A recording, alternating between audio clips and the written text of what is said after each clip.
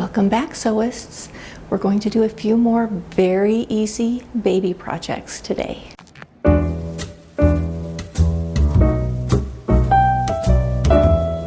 Let me show you the fabrics we're going to be working with today. We're going to be making a baby blanket and a few burp cloths.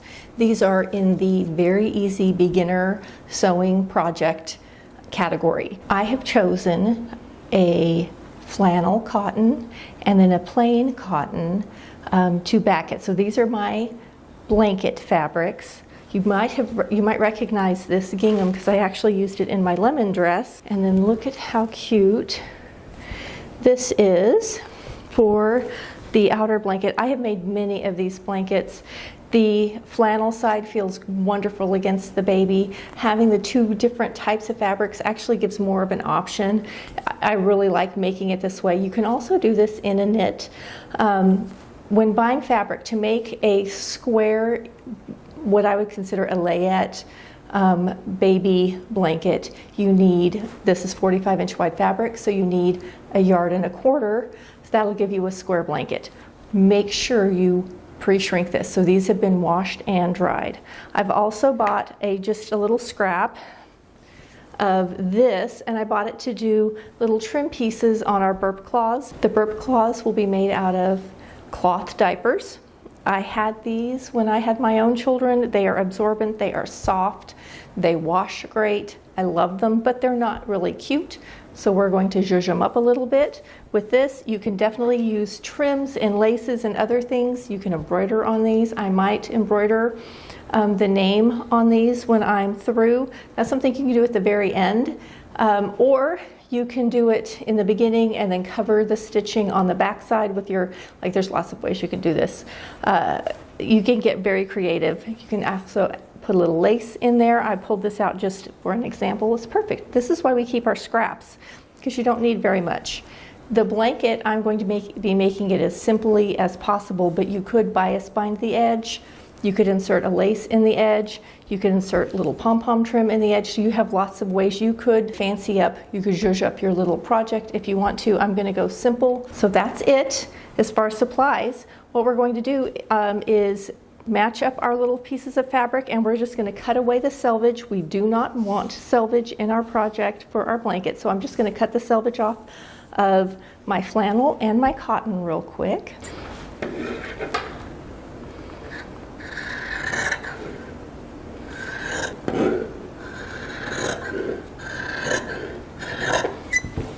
You can see these fabrics are from Hobby Lobby. On this, it's woven so tightly, it's pretty easy to see my edge. Otherwise, you can go to the edge where your pattern stops, but you do not want the heavily woven, tightly woven selvage in this, because it will make your project pull. It won't lay nice. On this side, the design is printed all the way to the edge. However, you can see, I can actually see this line right here is my selvage edge line, so I can see where to cut. Sometimes it's easier to see it from the wrong side, so if you need to, flip it over and look on the wrong side. It definitely has a distinct line there, and we are going to get rid of it.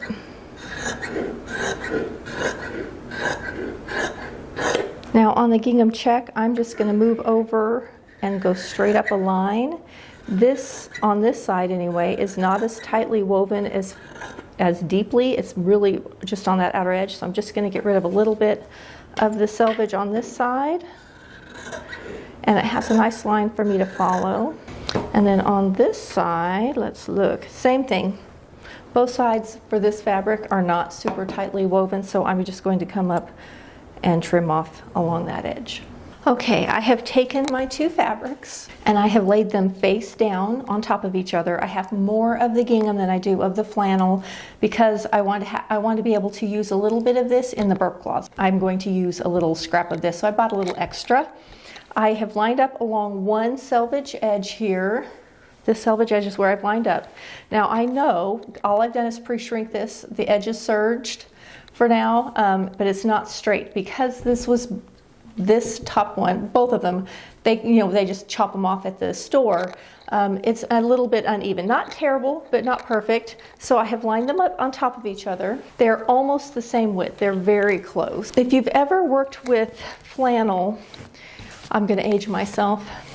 Did you go to Sunday school where they had flannel boards and they would put like Jesus and the lamb up on the flannel and they would stick? Well, this flannel's sticky. So without even pinning, these are sticking together quite well.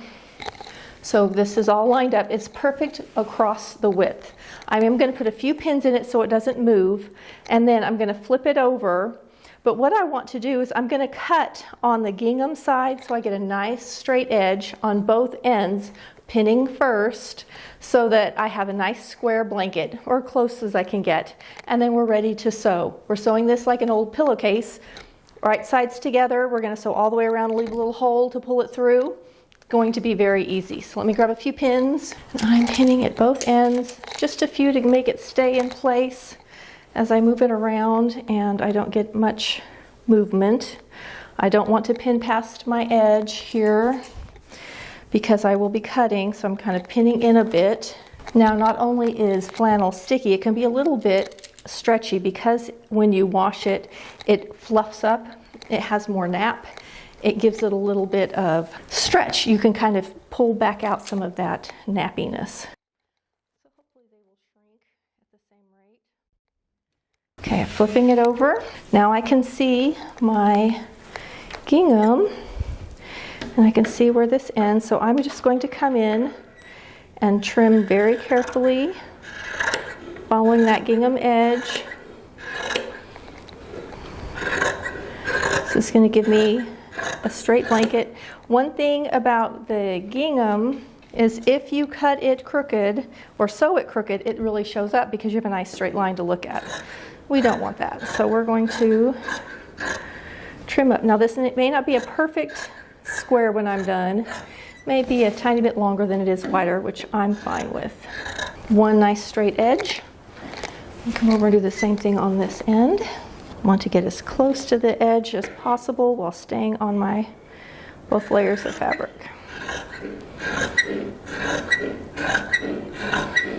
My scissors sound like they need oiled. I bought 1.25 yards of the flannel and 1.5 yards of the gingham, and they shrink a little in the wash. But if you know you want a specific size blanket, make sure you buy enough to allow for the shrinkage. All right, so now I have 2 perfectly matched sizes. I'm ready to go to the sewing machine with this. I'm just going to change how my pins are because they're on the wrong side and I can't see them. Around this, making sure to get my corners, and we're ready to sew. I'm going to sew this at about 1/4 to 3/8 of an inch. You do not need a real wide seam allowance because this is just to marry the 2 fabrics. Very basic cutting today, so easy, no pattern needed. I've set up my sewing machine for just a regular straight stitch. We're going to sew the entire square, but I'm starting in the middle.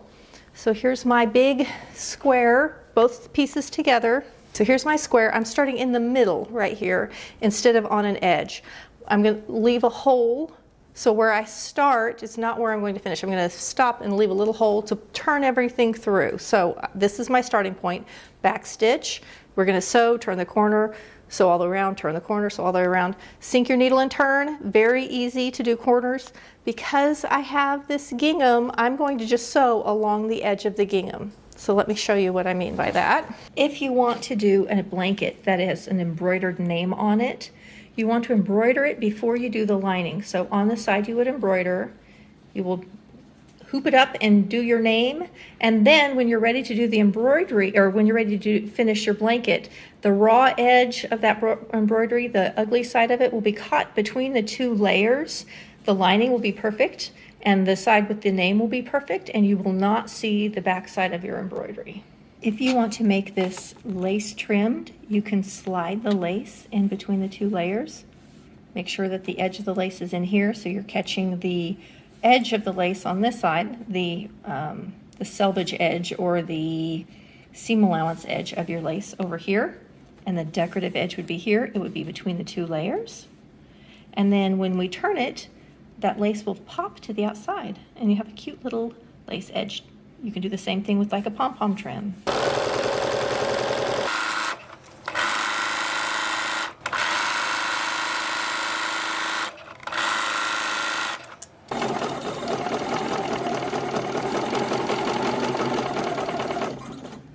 coming up to our corner.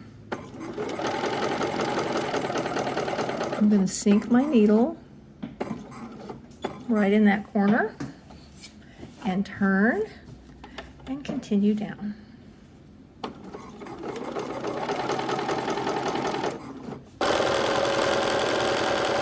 All right, I've gone all the way around. Here is where I started. Here's my little beginning spot where I backstitched. So you can see I have got about 7 inches here. I'm going to go just a couple inches closer. All I want to do is have a wide enough space, I would say 5 inches would do it for this, that I can pull it through without too much difficulty. All right, I'm all the way around. We're going to trim out our little corners real quick so that we don't have bulky corners when I turn it. Be careful not to catch your actual stitching. It's a good time to examine your stitching and make sure you don't have a problem in your bobbin or something like that. Okay, this is how we trim a corner. You can see my stitching. I'm doing this one-handed here. So we're going to come in and get close to but not through that stitching, and we're going to take this whole little corner off like that. Now if you have very thick fabric, let's say you have a fleece or something like that, you may need to come in and actually trim a little bit this way too, just to give you a nice sharp corner. You also have the option of doing little rounded corners on your baby blanket. And if you want to do that, come in and draw with your little marking pencil your curve on every corner so that they're even, and then you would just trim away some of the excess seam allowance for that too, and you'd have a little pretty curved corner. All right, so now we're going to turn it. I'm going to put my hand on the inside. I'm going to go all the way across the blanket to the opposite corner, and I'm going to grab that corner. Now, when folding in these corners, you can actually fold in your seam allowance and grab it, and that'll actually give you an even better little corner. So now that I've got a hold of that corner, I can pull it through carefully through my little hole till I turn it all the way around, and then we're going to go to the ironing board and give it a nice press around that outer edge, and we're going to top stitch this whole little blanket, and it's done. Unless you want to add a little rickrack or do some other decorative stuff. There's so many cute things you can do to blankets like this. They're simple. It would be very easy if you want to do a little patchwork, if you were going to make a little quilt. This is great, made out of all the different fleeces, the knits. There's so many ways you can do it. Actually, a knit blanket is very nice. I would do a double knit too. I would definitely double my knit. You could serge around this outer edge and do a decorative serge stitch if you want to. Bias is one of my favorites. I just think the bias is so cute. So now that we're flipped around, I'm going to stick my hand back in and go to every corner and make sure I get those corners nice and sharp. Since I did a straight corner, you could definitely do curved corners. Oop. Let's head over to the ironing board and give this a good press. We want to make sure that when we're pressing this, that we get our seam edge right on the edge, that you don't see the front to the back or the back to the front. We want to keep that as tight as possible, and then we're ready to top stitch. All right, we're pressed. Everything is nice and pressed. I've got the edge as close as I can. These pins are where it's open, where I pulled it through. So I'm going to now flip it over. I'm going to put the flannel on top. This is what I'm considering my right side, considering this the lining or the wrong side, and I'm stitching right on the edge just where my hole is. That's where I'm going to start. You get both layers so you don't end up with a hole.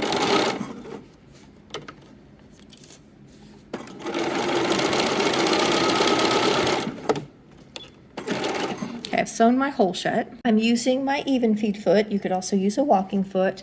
I'm now going to set it at 1/4 inch, which is why I'm using my 1/4 inch foot, and I'm just going to sew a top stitch all the way around. That's going to help keep it from buckling. It keeps it flat when you wash it, and it also makes it look pretty. So we're just going to top stitch all the way around.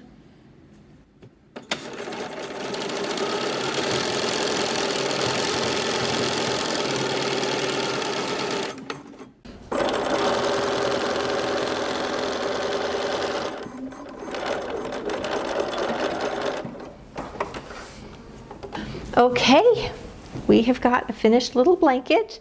I'm going to press it again just to make it nice and smooth and ready to go. I will tell you, whenever I work with baby stuff and I pre-wash the fabric, I pre-wash it in a like sensitive skin, hypoallergenic, something that would be safe for a new baby, so that there's no issues with scents and things. Sometimes those things are not really healthy for baby to be in something super scented. So this is a scent-free, hypoallergenic soap that I use when I washed all of this baby stuff. I wash a lot of things in that anyway, because I have people in my life that can't have a lot of scents, so I always have some on hand. But it's a good idea. Then the family can actually just use it. They don't have to go home and rewash it again. Here's our sweet little blanket. Here's the reverse side. Isn't that cute? I love it. Now we're ready to start on our little burp cloths. So let's head over to the ironing board and get these pressed so we can start stitching them on. And I'm going to show you some decorative stitches, because one of the ways I like to put these on is with the blanket stitch on the machine. So I'll show you how to do that too. All right, now we're ready to start working on our little burp cloths. And all I'm doing is taking pieces of fabric and cutting them just a little wider than the width of my burp cloth. And I want to make sure I have enough fabric so that I can turn under all my raw edges. I'm making them a little wider than I am longer because I just think it makes it easier for me to work with it. So I've cut one to match the blanket. I've cut one to match the baby sleep sack I made a few weeks ago. If you're interested in that, I'll put a link up there right now in the iCard. And this is the fabric it was made out of. Very sweet, pretty simple little baby project. So I have both of those. And they're about the same width. I have two more I can make, and I want to make those using this cute fabric, and I think I'm going to trim them with some of these cute little trims. These are little tiny trims too, so they'll be really sweet with it. And I also want to look at where my placement is so I don't end up with like half a bear or something. So I have this scrap, and I need enough to turn up at the top and the bottom. So I may actually I'm going to be a little wasteful with this fabric. Because of that, I'm going to get rid of my selvage edge over here. But I can turn under this edge now. And then I have a little bit to the top I can turn over. I think I'm going to move down one whole block so I have extra for turning under. And this block gives me a raccoon, a bird's nest, a fox, a little squirrel, a little mushroom with a butterfly, a little raccoon. These are very cute. So I'm going to trim a little above, so I'm going to lose what's above it. So I have extra for my hem. And I'm going to do the same thing below it. Going to come down, do the same thing below it. So plenty for hem. Okay, so this is going to be my scrap that's going to go across here. I'll space it out exactly how I want it. I'm going to come over to this piece, and I'm going to do the same thing, but I want to get a different row of little animals. Now I have enough for 4, so we'll go over to the ironing board and start pressing under our hems. I'm at the ironing board. I'm using my diaper for the width, so I know how wide to make everything. I'm just folding under the raw edges all the way around, and then I'm going to pin it down. I'm going to do this for every single one. I'm going to prep all of them first and pin them down, and then we'll head over to the machine. All right, as I came down to the end, I sunk my needle, switched to a straight stitch just this edge, and now I'm ready to switch back to, so here's my straight stitch. I'm going to switch back to, switch back to my decorative stitch, and I'm ready to go.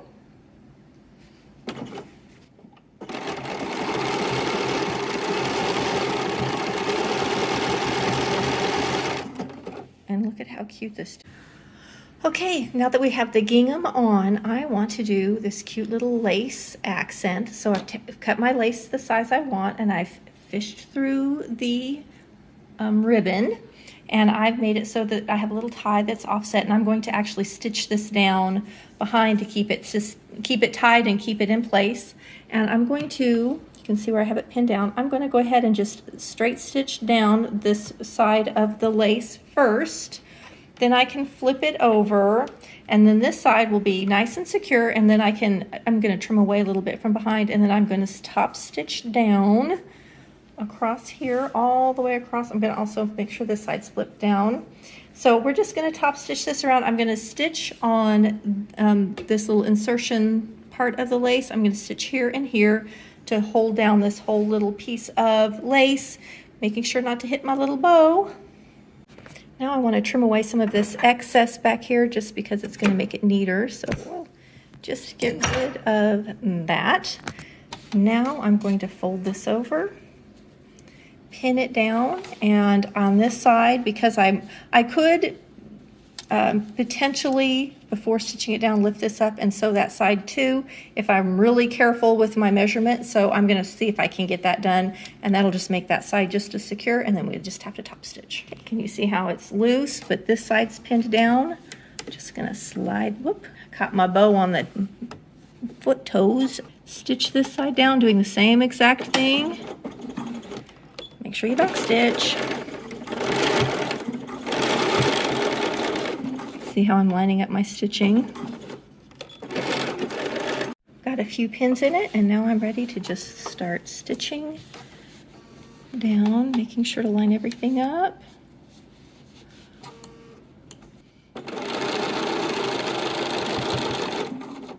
Gotta hold the bow out of the way. And if it's easier, you can untie the bow and tie it after the fact, whatever works.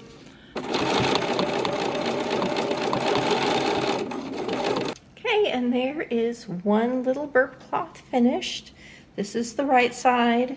This is the wrong side. It's completely plain. If you wanted to, you could totally have this gingham wrap all the way around so that it's finished on both sides and just have the decorative on one side. You can finish this edge off with more of the gingham. I mean, go as wild as you want, but they are little burp cloths, so this is about as much as I'm going to do for this one. Now we'll move on to another one.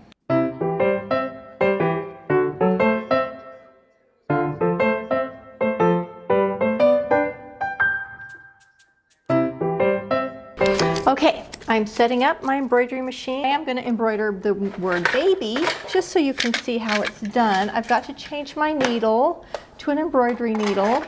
I've just put on my embroidery attachment. I do have a little mini embroidery only machine that is good. It's quite old. Let's see, how old is it? Might be more like 19. Anyway, it's quite old. It does work. I have not set it up in quite a few years, so I'm assuming it still works. We are going to, this I know works great. I haven't used it a ton, but I love that it'll do it. The only thing is, when you have a machine that will either sew or embroider, you have to pick one. I can't sit and work on another sew something while this is embroidering like I can if I use the standalone embroidery machine. So I may at some point have to get it out and set it up so it can just be stitching away on a project while I'm sewing on something.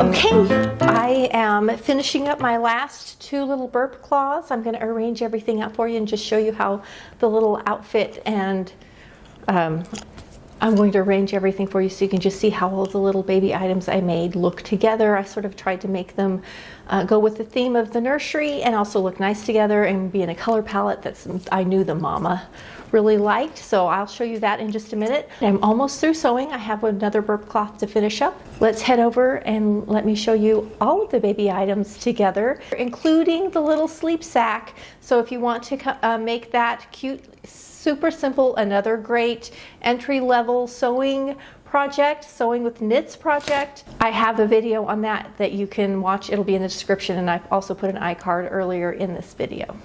Okay friends, here's our little soft blanket with the lining. Such cute fabric. And our little burp claws. I did one with a little trim. I did one with the word baby on it, and this one has the little tiny pom-poms. This is so soft. So there's our little burp claws. And then here's the little sleep sack that we did about a month ago. And you can see this burp cloth matches the sleep sack. This one matches the blanket, and these kind of go with the blanket too as far as the theme and the colors. And there's our little gift.